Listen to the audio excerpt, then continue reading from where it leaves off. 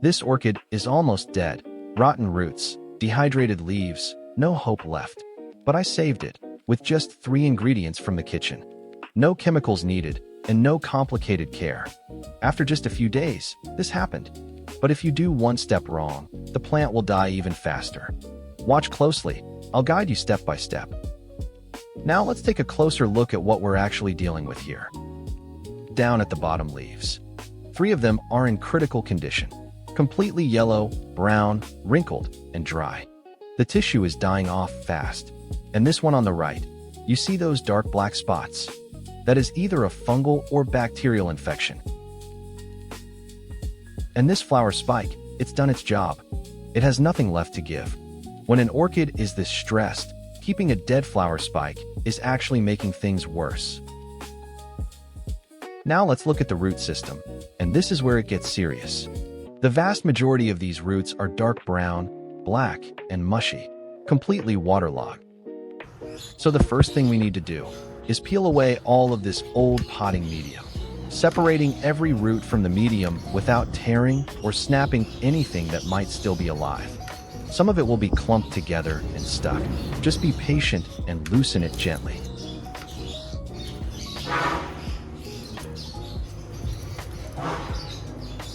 Once all that medium is cleared away, it's time to trim.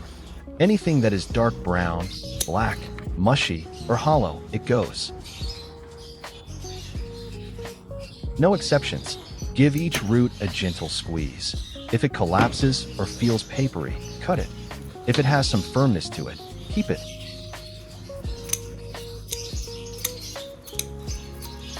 When a potting medium that has broken down over time become too dense and started holding way too much moisture against the roots.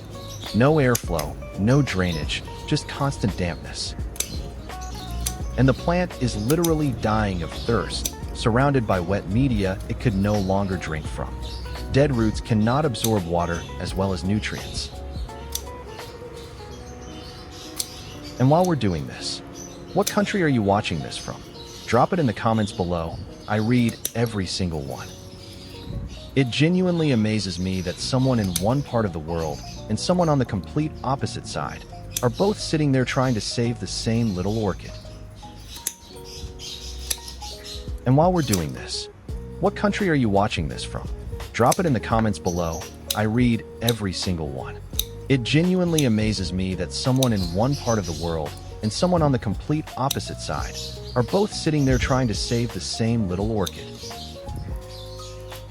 What we are left with is the crown and just a few clean, healthy roots. It looks bare, it looks minimal, and I know it might feel like we've gone too far. But trust me, this is the foundation. A few strong, healthy roots are worth infinitely more than a tangled mess of rotting ones. The plant can work with this. Now give the whole plant a gentle rinse. I'm just using a simple water spray bottle here, nothing fancy. Work your way through the remaining roots, the crown, and the base of the leaves. What you're doing is washing away any last traces of the old medium, any residue from the roots we just cut, and any bacteria that might still be clinging on.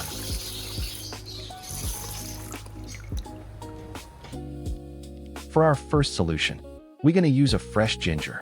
Go ahead and cut it into small pieces. You don't need to be too precise here, just enough to expose as much of the flesh as possible so we can get all those good compounds out of it. Now, ginger contains natural antifungal and antibacterial properties that are going to help protect those fresh cuts we just made on the roots. Place all of those ginger pieces into a jar.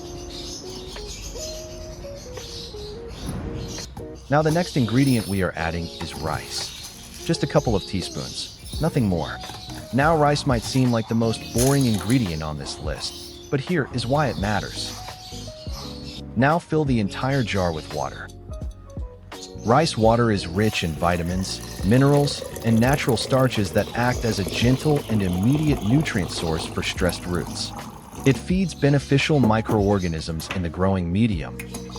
Give it a good stir to get everything moving. Then close the lid and set it aside. After 30 minutes, It's time to strain the solution. Pour it through a fine mesh strainer or a coffee filter. Get rid of all the ginger pieces and rice residue. What you are left with is a clean, concentrated solution packed with everything we need. Natural antifungals from the ginger, gentle nutrients from the rice, all dissolved and ready to work. Before we use this, we are going to add a bit more water and give it one final stir. This is an important step that a lot of people skip. A solution that is too concentrated can overwhelm the roots and cause further stress instead of relieving it. With the solution ready, it's time to put it to work. Start by soaking the lower half of the plant directly in the solution. Make sure the roots and the base of the crown are fully submerged. While the roots are soaking, we are not going to let the upper part of the plant just sit there doing nothing. Take a soft tissue and soak it in the solution. Then gently wipe down each leaf, top and bottom. The underside of the leaf especially. That is where the plant absorbs moisture and nutrients most effectively. Work slowly and gently.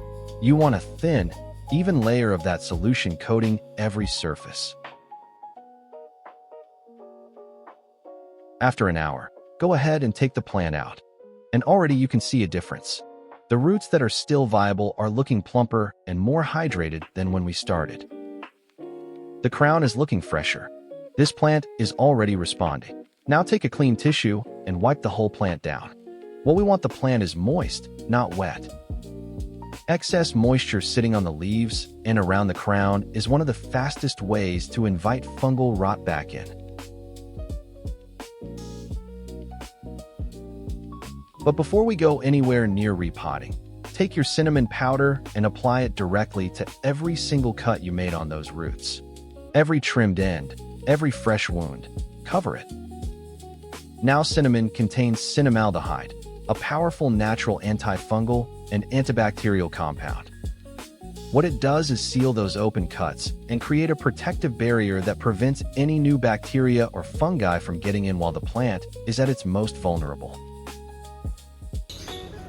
Now it's time to repot. Start by placing a good handful of pine bark at the base of the pot. This bottom layer creates that initial drainage and airflow foundation that orchid roots absolutely depend on. Once that base layer is in, go ahead and position the plant. You want the crown sitting just above the rim of the pot and the roots spreading naturally downward into the medium. Once you are done with the position, slowly start filling in around the sides with more pine bark. Work it down gently between the roots, making sure there are no large air pockets, but also not packing it too tightly. The roots need to breathe, so keep it loose enough that air can still circulate freely throughout the pot. Fill it up gradually until the plant feels stable and secure. And finally, we are going to top the whole thing off with a thin layer of moss. The moss acts as a moisture regulator right at the top of the pot. It slows down evaporation, keeps that gentle humidity around the base of the plant, and protects the upper roots from drying out too quickly between waterings.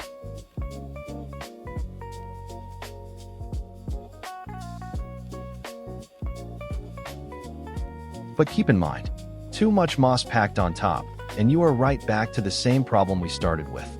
Trapped moisture, no airflow, and a perfect environment for rot to come back. Just enough to cover the surface, light and loose. With everything in place, give the whole plant a light mist. Leaves, stem, the top of the moss, cover it all evenly. This initial misting helps the plant settle into its new environment and keeps that surface moisture consistent right from the start. Then go ahead and water it. You want to see it just starting to drain out of the holes at the base. Stop. We are not drenching this plant. Just enough to establish that first good watering in the new medium. Now, place it somewhere with good airflow and bright indirect light. Just a bright, airy spot where it can breathe and recover slowly. After 3 weeks, the leaves are standing firm and upright, deep green, glossy, and full of life. No signs of dehydration. The moss on the surface looks settled and healthy, And if you look closely at the base, you can already see new root activity starting to push through. And not just one or two, multiple new roots emerging from the crown and working their way down into the medium. This is the real sign that a recovery has worked. New root growth.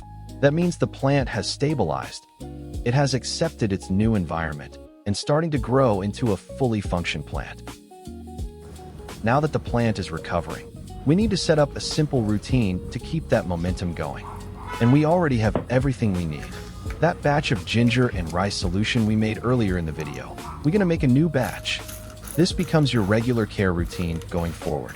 Every 10 days, come back to the plant with that solution.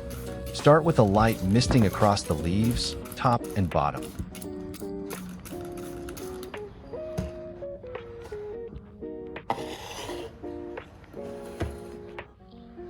Then water it directly into the base, letting it soak all the way down through the pine bark to the roots.